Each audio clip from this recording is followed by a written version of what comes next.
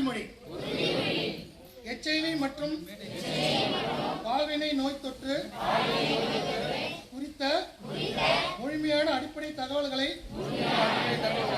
அரசு மருத்துவமனைகள் மற்றும் ஆரம்ப சுகாதார மையங்களில் செயல்படும் நம்பிக்கை மையம் மூலமாக அறிந்திடுவேன். தன்னார்வமாக இரத்த பரிசோதனை செய்து கொள்ள முன்வருவேன். HIV மற்றும் எய்ட்ஸ் தொற்று உள்ளவரை அரவணைப்பேன். அவர்களுக்கான இதர சேவைகள் பெறுவதில் உறுதுணை செய்வேன்.